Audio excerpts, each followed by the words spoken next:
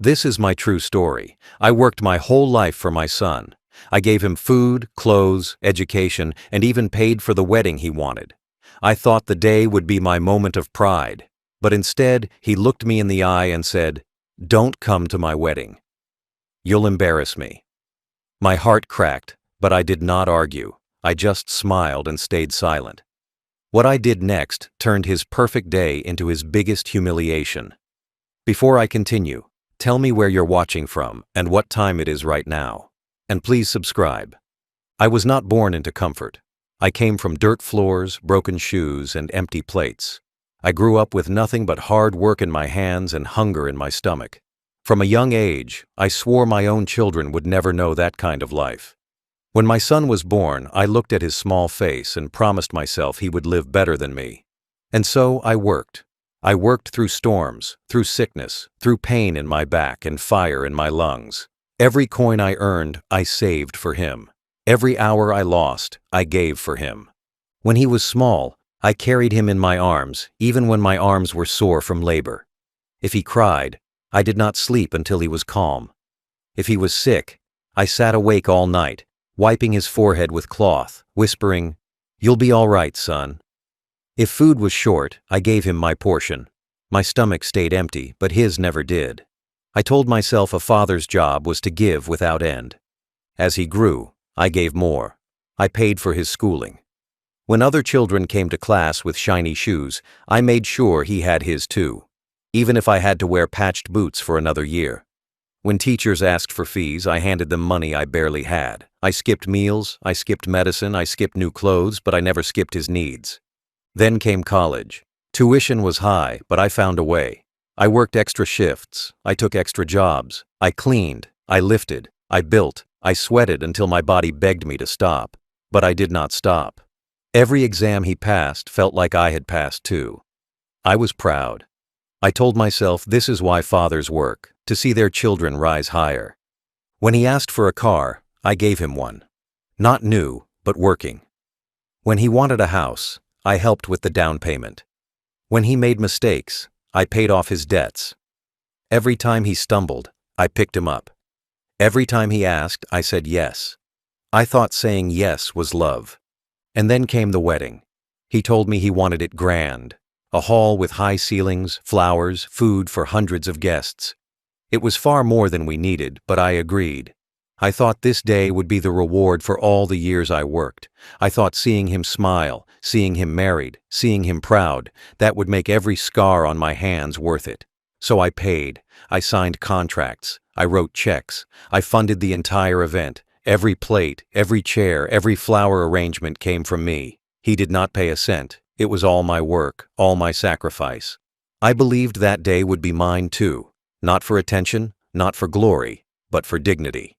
To stand at the back of the hall, watch him walk and say to myself, I did that. I raised him. I gave him this. That was all I wanted. Not thanks, not gifts, just the chance to be present. But the cruel truth was waiting. My son, the boy I carried, the man I built, did not see me as pride. He saw me as shame. All the sacrifices I had made, all the money I had given, all the years of my life I had poured into him, to him, it meant nothing. I had worked my whole life to give him the future he dreamed of. I paid for his education, his home, his debts, and finally his wedding. But instead of love in return, I was about to receive words that would crush me more than any burden I had ever carried.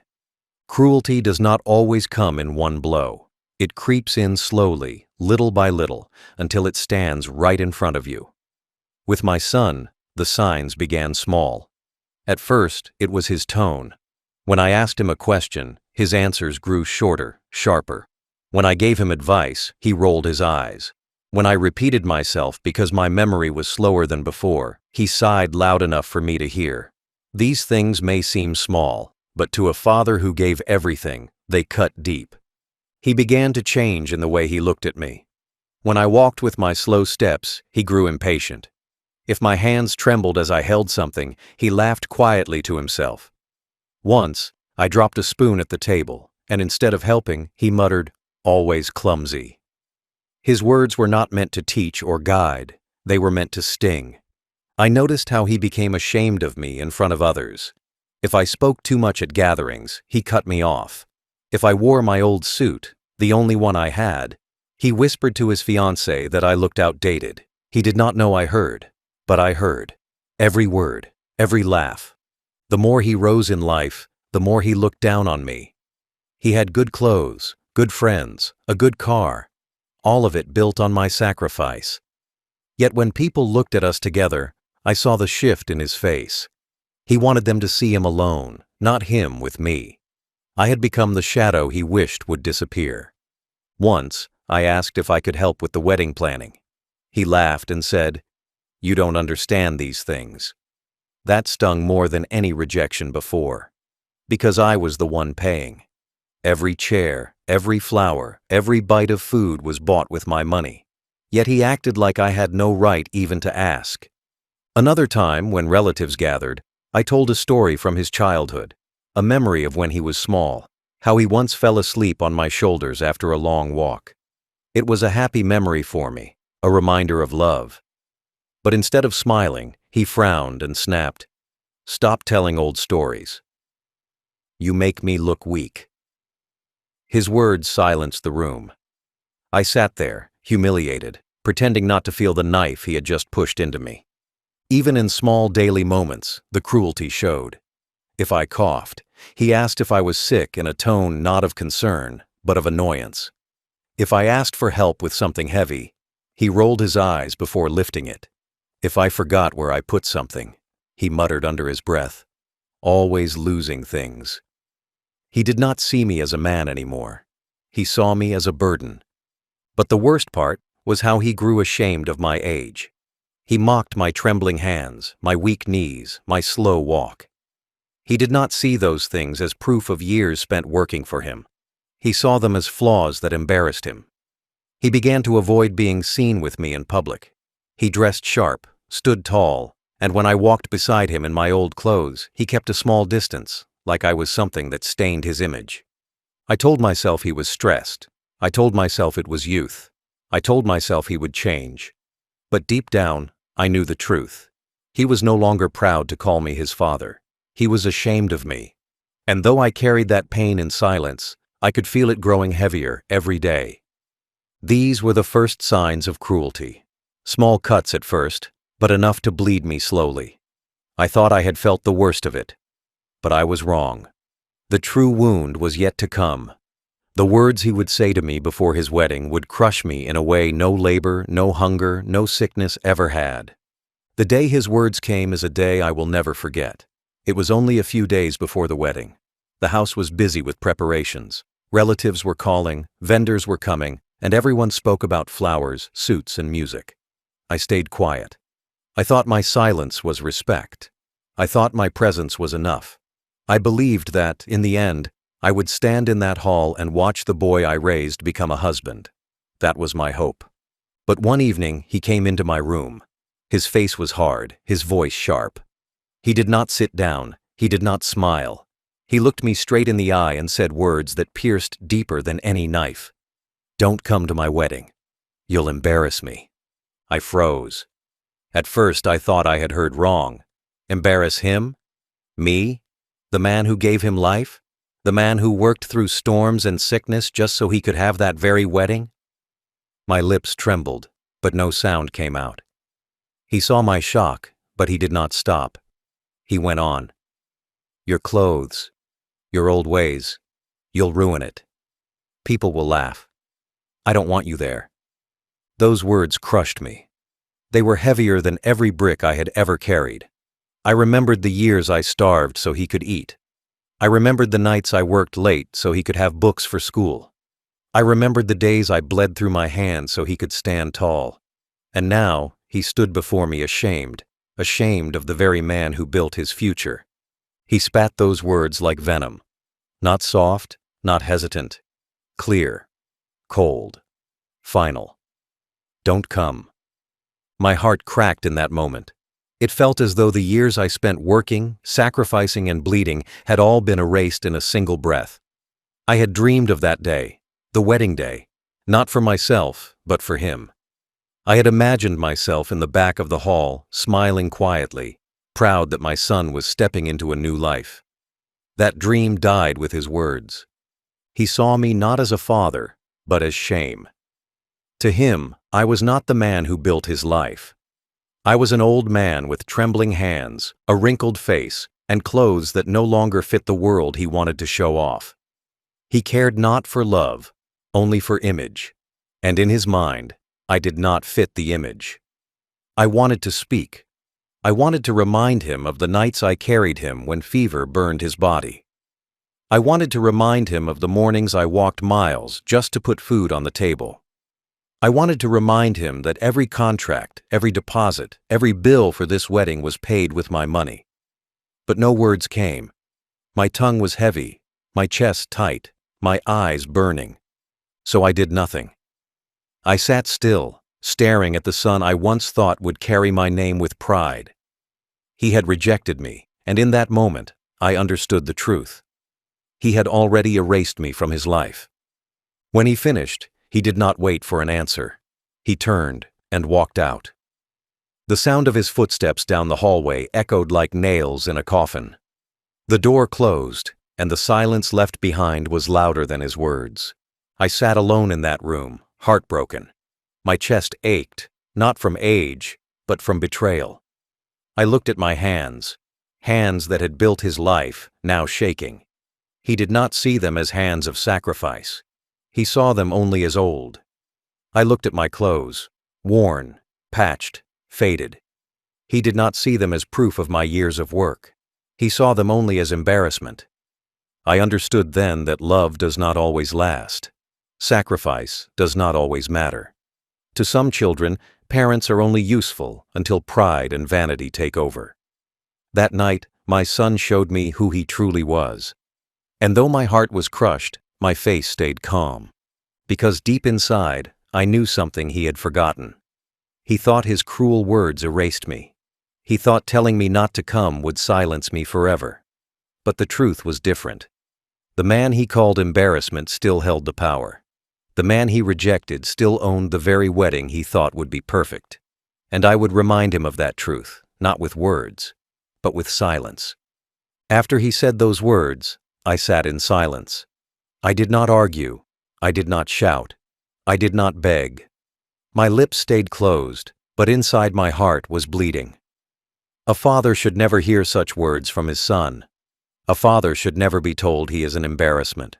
I kept my face calm because I knew if I broke, he would only feel stronger. But inside, I felt smaller than I ever had before. That night, I lay in my bed staring at the ceiling. My mind played the memory over and over again. His face, his tone, his words. They echoed in my head until I thought I would go mad.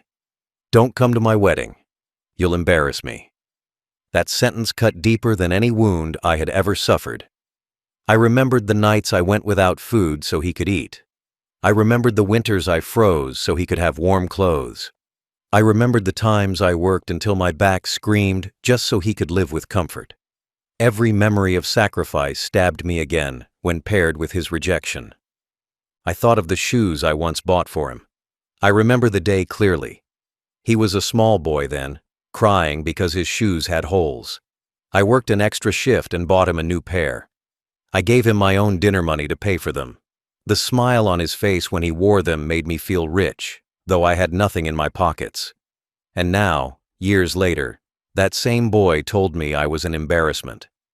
I thought of the nights when he was sick. I carried him on my shoulders to the clinic. I held his hand while doctors gave him medicine. I whispered prayers while he slept. I never left him alone in pain. And yet, when I was old and frail, when my steps slowed and my hands trembled, he told me not to stand beside him on his wedding day. My chest ached with humiliation, not only because of his words, but because I realized he meant them. This was not a slip of anger. This was his true thought. He had looked me in the eyes and said what was in his heart. Shame. But still, I stayed silent. When relatives asked me if I was excited for the wedding, I forced a smile. I nodded, though inside I felt cold. I did not tell them what he had said. I carried the humiliation alone. I did not want anyone else to see how far I had fallen in my own son's eyes. I sat quietly as the days passed, watching preparations move forward. Flowers ordered, food arranged, guests invited. Every piece of that wedding was paid with my money. Every contract signed under my name. Yet I was told not to be there. The irony burned me. He thought my presence would shame him, but not my wallet. He wanted my money, not me. That was the truth. My silence was heavy, but inside, something else began to stir. A thought. A realization. He had forgotten one important thing. He had mocked me, dismissed me, rejected me. But he had forgotten that the wedding he wanted so badly still rested on my shoulders. He had called me an embarrassment, but without me, there would be no wedding. I carried the humiliation quietly, but with each passing hour, the pain began to harden into something else. Resolve. My son thought his words ended me. He thought calling me an embarrassment erased my place in his life. He thought telling me not to come to his wedding stripped me of all worth. But he forgot something. He forgot about power. He forgot about the paper, the contracts, the signatures. He forgot who paid for it all. Every deposit for that wedding came from my hands. Every flower, every plate, every chair, every string of music. It was my money that secured it. The venue contract carried my name. The bank slips carried my name. The entire foundation of his so-called perfect day was built on my work, my sacrifice, and my authority. Without me, there was nothing. Without me, the doors of that hall would never even open. He thought age made me weak. He thought silence meant surrender. But silence is not always surrender. Sometimes silence is strategy. While he mocked me, while he told me to stay away, while he believed I was powerless, I knew the truth. I still held the wedding in my hands. He had forgotten how the world really works. Pride does not pay bills. Vanity does not secure contracts. Words do not build futures. Only sacrifice does, and sacrifice was mine. He strutted in front of his friends, showing them a wedding he claimed was his. But every brick of it was tied to me. He had built his pride on something that was never his to own. I thought about it deeply. What does it mean when a son rejects his father, but still feeds off his father's labor? It means he is blind. It means he believes love will keep giving forever, no matter how cruel he becomes. He believed I was trapped by blood, that I would give until my last breath, even if he spit on me. But blood without respect is nothing.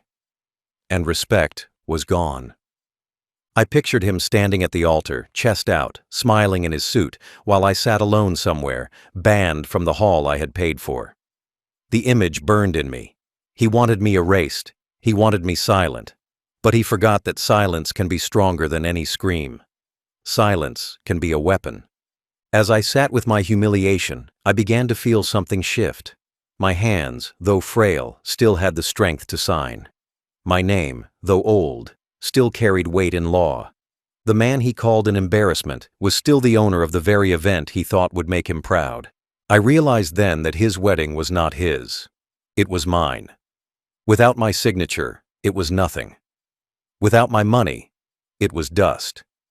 He had taken my love for granted. He had taken my sacrifice for weakness. He thought he had outgrown me, but he had only climbed higher on my shoulders, and I could step away at any time. That realization gave me strength. For the first time in years, I no longer felt powerless. I no longer felt like a shadow in his life. I no longer felt like I was at the mercy of his cruelty. Because I saw the truth. Everything he wanted rested in my hands. He forgot that the man he mocked, the man he shamed, the man he called useless, was still the man who owned his future. And soon, he would learn that forgetting has a price. The night after he told me not to come, I sat in silence. My chest felt heavy, but my mind was sharp. His words played in my head again and again. Don't come to my wedding. You'll embarrass me at first. They crushed me, but then they hardened me.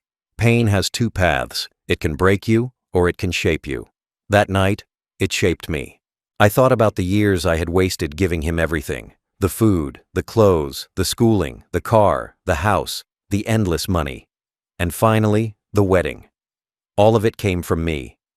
He had built his life from my hands, and then he turned around and cut me out of it. He believed he had all the power. He believed his words were final. But they weren't. As I sat alone, I realized I had a choice. I could stay silent in humiliation, or I could stay silent in power. I could let him have his perfect day while I sat outside, broken, or I could take that day away from him forever. He had given me no respect. Why should I give him glory? That night, I made my decision. I would not shout. I would not fight. I would not confront him in front of others. That would give him more power. No, I would strike quietly, coldly, legally. I would take the one thing he wanted most and turn it into nothing. He thought my silence was weakness, but my silence would become his ruin. I pictured it in my mind. The wedding day. Guests dressed in fine suits and gowns, arriving with smiles, expecting celebration. The music ready. The bride's family waiting. My son standing tall, proud, thinking he had erased me.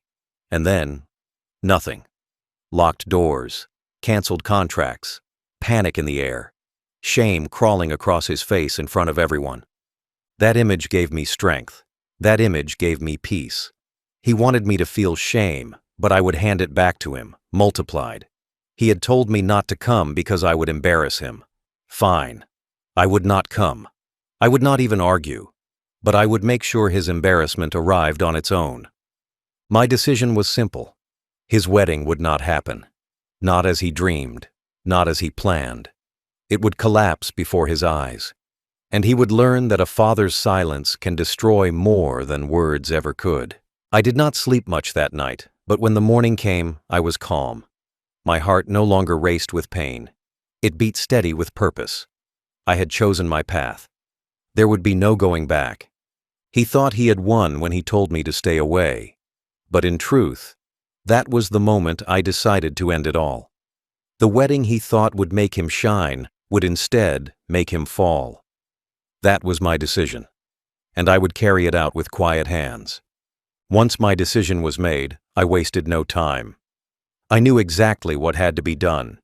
My son thought his wedding was untouchable. He thought the contracts, the flowers, the food, the music, the venue, all of it was his.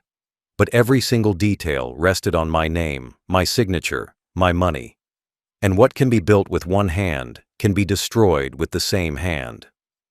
I went back to the folder where I kept the documents. Inside it were the contracts I had signed, the venue, the catering, the decorations, even the music. All of it was tied to me. Not one piece was his. He strutted around bragging about the day, but the truth was, he owned nothing. The more I looked at those papers, the more I realized how blind he had been. He thought I was weak, but these papers proved I was still the foundation of everything he wanted. The next morning, I called the venue. My voice was calm, steady. I told them to cancel the booking. The woman on the other side was surprised. She asked if I was sure. I said yes. She asked why. I told her the reason didn't matter. The contract was in my name, the money was mine, and I was ending it. She checked the files, saw the truth, and agreed. By the end of that call, the hall was gone. My son no longer had a place to stand tall. Then I called the catering company. They were preparing meals for hundreds of guests. I told them to stop. They resisted at first, saying the order was large, preparations were made. But when I reminded them whose signature was on the agreement, they went silent. My word was final. I ended the contract, and the food was gone. The tables would be empty. Next came the flowers. He wanted grand displays, walls of roses, aisles lined with lilies. I had paid for all of it. I called the florist and told them to cancel. They hesitated, asking if the family had changed its mind. I told them there was no family in this, just me. And as the man who paid, I was pulling the order.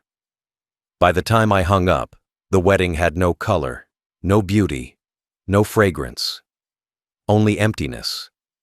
One by one, I erased everything he thought was his. The band, the decorations, the lighting, even the photographer.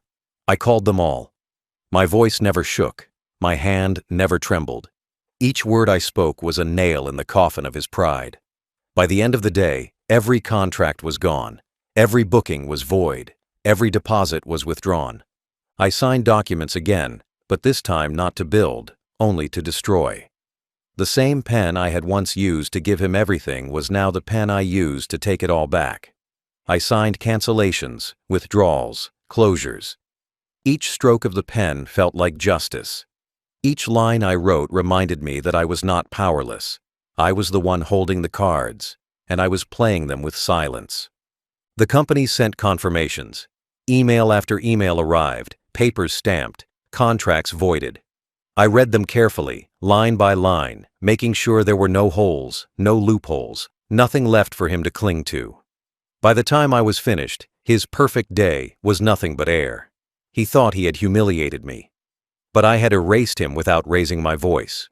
When it was done, I sat in my chair and felt a strange calm. For days, I had carried humiliation in my chest. Now I carried resolve. I did not need to scream. I did not need to argue.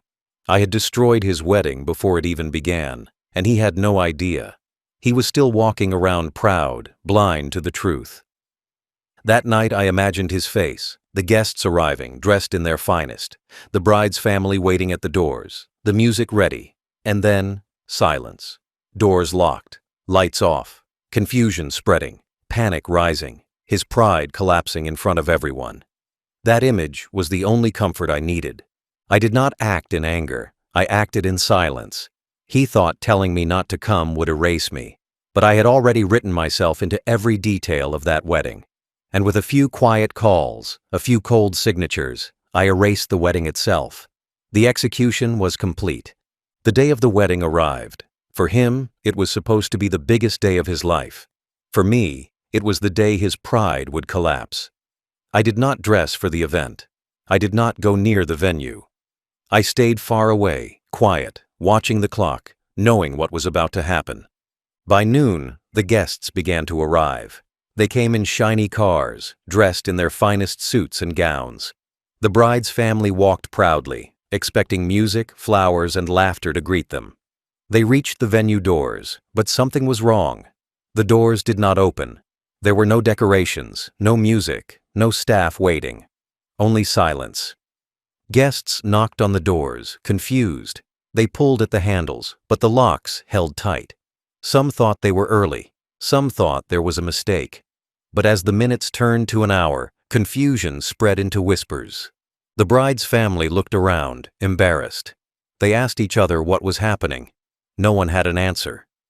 Inside the crowd, my son stood. At first, he was calm, smiling, trying to pretend nothing was wrong. But as more and more guests arrived and still the doors stayed shut, his face began to change. Pride slipped into panic. His smile cracked, his voice rose. He pulled out his phone, making calls, but no one answered. The venue manager, the caterers, the band, all of them were silent, because I had already cut every tie. The bride's family began to murmur. The father of the bride looked angry. The mother of the bride looked humiliated. The bride herself, dressed in her gown, stood frozen, tears filling her eyes as guests whispered behind her. She had dreamed of this day too, but now all she saw was shame. And then came the whispers about me. People asked, "Where is his father?" Others answered quietly, "He wasn't invited." They remembered the sacrifices I had made, the life I had built for my son. They remembered how much I had given. And now, seeing the locked doors, they understood. They knew this was not an accident. They knew this was not chance. This was revenge. My son's face turned red with rage. He shouted at the staff who arrived late, demanding answers. But the staff told him the truth. Every contract had been canceled. Every payment had been withdrawn. The venue was no longer his. The food was gone. The flowers were gone. The band was gone. Everything he thought was his had already been erased. His perfect day had been destroyed before it even began. Guests began to leave. Some shook their heads in disappointment. Some laughed quietly to themselves. Relatives whispered about how pride always comes before a fall. The bride's family was furious. ashamed to stand there in front of everyone with no wedding to show. And my son, the boy who once told me I would embarrass him, now stood humiliated before them all. He had wanted me gone because he thought I would bring shame. But it was his own pride that brought shame louder than anything I could have done. The locked doors said more than my presence ever could. The silence of the empty hall echoed louder than any words I might have spoken. As I sat miles away, I imagined his eyes, full of panic and regret. I imagined his hands trembling as he tried to explain to people what had happened. But there was no explanation that could save him, because everyone knew the truth. The father he rejected had been the one holding everything together. And when that father stayed silent, everything collapsed. That day, the wedding never happened. There were no vows, no rings, no dancing, only locked doors, whispers, and humiliation. My son's pride was broken in front of the very people he wanted to impress, and I did not need to be there to see it. My silence had spoken for me. The fallout from that day spread faster than fire. When the doors stayed locked and the wedding never began, the humiliation did not end there. It followed my son everywhere he went. The guests went home whispering. The neighbors gossiped. The bride's family walked away in shame. And my son stood alone in the ashes of the day he thought would lift him up. The bride's father was the first to strike. He had trusted my son, believed in his promises. But when the wedding collapsed, he saw the truth. He shouted in front of everyone, his voice cutting through the silence. "You are a liar and a fool." Those words spread faster than any announcement. By the next day, everyone knew that the proud groom had failed not only his father, but his bride's family too. The bride herself could not bear the shame. Dressed in a gown with no aisle to walk, she wept in silence. Her friends consoled her, but nothing could erase what had happened. Some said she refused to speak to him again. Others said she left that very night, unable to face the humiliation of marrying a man whose pride had destroyed everything. Either way, she was gone. The marriage that was supposed to begin that day never started. Relatives who once praised my son now avoided him. They whispered behind his back about the cruelty he had shown me. He banned his own father from his wedding, they said. And look what happened. Some called it karma, others called it justice. But all of them agreed. His pride had been his downfall. The neighbors spoke too. They remembered how I had worked my whole life to give him everything. They remembered how I had paid for his education, his house, even that wedding. And now, seeing me erased and the wedding destroyed, they shook their heads. They said, "A man who shames his father will never prosper." Those words clung to him like chains. Even his friends turned cold. They had been excited to attend the wedding, to eat, to drink, to celebrate. Instead, they stood outside locked doors, mocked by silence. Some laughed at him later. Others simply distanced themselves, not wanting to be tied to a man who had become the talk of the town for all the wrong reasons. At work, the humiliation followed. His colleagues heard the story. They repeated the same question. Why would a father cancel his own son's wedding? The answer was simple, and everyone knew it. Because the son had humiliated him first. My silence had revealed his cruelty to the entire world. The fallout struck his pride hardest of all. He once walked with his head high, proud of his image. Now he walked with his head down, eyes avoiding others. He had built his life on reputation, but reputation is fragile. One crack, one fall, and it shatters. And his had shattered in front of everyone he wanted to impress. His pride collapsed. His bride left. His family turned cold. His neighbors whispered. His friends mocked. Everything he thought was secure vanished. And in the center of it all was the truth. The father he called an embarrassment had been the only reason his wedding existed. Without me, there was nothing. And I did not need to shout. I did not need to fight. My silence had been enough. The locked doors spoke louder than I ever could. When the dust settled, I was far away. I did not stand near the venue. I did not watch the locked doors. I did not hear the cries or see the shame on his face. I didn't need to. I already knew what would happen. Pride always collapses when the foundation is built on disrespect. My son had called me an embarrassment. My silence had made him the embarrassment in front of the world. I walked alone that day, but my steps were steady. For years I carried the weight of sacrifice, always giving, never asking for respect in return. For years I let his sharp words cut me without reply. But no more. That day, my dignity was restored. I was not the weak old man he thought I was. I was still the father who built his life, and I was still the man who could take it all away. He thought his wedding would be the start of a new chapter. Instead, it became the end of his pride. His bride walked away in tears. Her family turned their backs. His friends mocked him. His reputation crumbled. The very people he wanted to impress now whispered about him with pity and disgust. He told me not to come because he feared I would shame him. But in the end, it was his own cruelty that shamed him louder than anything I could have done. I did not need revenge with fire or fists. I did not need to raise my voice. My revenge came with silence, with signatures, with the quiet power of control. The contracts he relied on were mine. The money he boasted about was mine. The day he thought belonged to him was mine. And when I took it back, he was left with nothing. People later asked me if I felt guilty. I did not. Guilt belongs to the man who forgets the hand that raised him. Respect is not a gift, it is a duty. A son who cannot honor his father does not deserve the rewards of his father's sacrifice. He chose vanity over love, image over family, and choices always have consequences. I lived the rest of my days quietly, with peace in my chest. I no longer cared for his voice, his face, his fate. I had done what needed to be done. He had learned that a father's silence can echo louder than any argument. He had learned that pride without gratitude collapses, and he had learned that calling me an embarrassment was the last mistake he would ever make at my expense. I gave him life, I gave him everything, and in return, he gave me shame. So I took his future, and I left. Justice, in its purest form, is simple. Final thought. He told me not to come to his wedding. I smiled, stayed silent, and when the guests arrived, the doors were locked.